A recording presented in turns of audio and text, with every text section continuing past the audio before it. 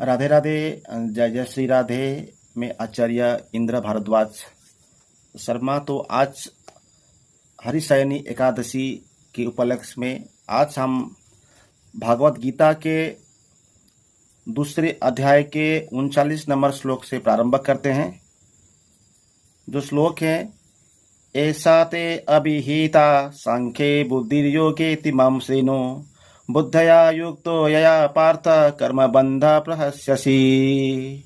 इसका अर्थ है कि यहाँ मैंने वैश्लेषिक अध्ययन साक्ष्य द्वारा इस ज्ञान का वर्णन किया है। अब निष्काम भाव से कर्म करना रहा हूँ, उसे सुनो। हे पृथापुत्र, तुम यदि ऐसे ज्ञान से कर्म करोगे, तुम कर्मों के बंधन से अपने को मुक्त कर सकते हो। इसका अर्थ होगा इस प्रकार। वैदिक कोश निरुक्ति के अनुसार साक्ष्य का अर्थ है विस्तार से वस्तुओं का वर्णन करने वाला, तथा साक्ष्य उस दर्शन के लिए प्रयुक्त मिलता है जो आत्मा की वास्तविक प्रकृति का वर्णन करता है। और योग का अर्थ है इंद्रियों का निग्रह। अर्जुन का युद्ध न करने का प्रस्ताव इंद्रिय तृप्ति पर आधारित तथा वह अपने प्रधान कर्तव्य को भूलकर युद्ध से दूर रहना चाहता था, क्योंकि उसने यह सोचा कि धृतराष्ट्र के पुत्र अर्थात अपने बंधु बांधवों को परास्त करके राज भोग करने की अपेक्षा अपने संबंधियों तथा स्वजनों को न मारकर वह अधिक सुखी रहेगा।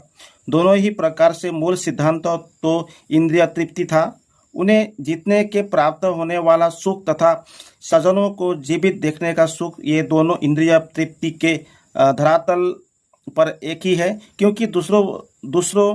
क्योंकि इससे बुद्धि तथा कर्तव्य दोनों का ही अंत हो जाता है। अतः कृष्ण ने अर्जुन को बताना चाहा है कि वह अपने पितामह के शरीर का वध करके उनके आत्मा को नहीं मारेगा। उन्होंने यह बताया है कि उनके सहित सारे जीव शाश्वत प्राणी है। वे भूतकाल में प्राणी थे, वर्तमान में भी प्राणी रूप में है और भविष्य में भी प्राणी बने रहेंगे, क्योंकि इस सब शाश्वत आत्मा है। हम विभिन्न प्रकार से केवल अपना शारीरिक परिधान वस्त्र बदलते रहते हैं और इसे भौतिक वस्त्र के बंधन से मुक्ति के बाद भी हमारी पृथक सत्ता बनी रहती है। भगवान श्री कृष्ण द्वारा आत्मा तथा शरीर का अत्यंत विशद वैश्लेषिक अध्ययन प्रस्तुत किया गया है और निरुक्ति कोश को शब्दावली में इस विशाद अध्ययन को यहाँ साक्ष्य कहा गया है। इस साक्ष्य का नास्तिक कपिल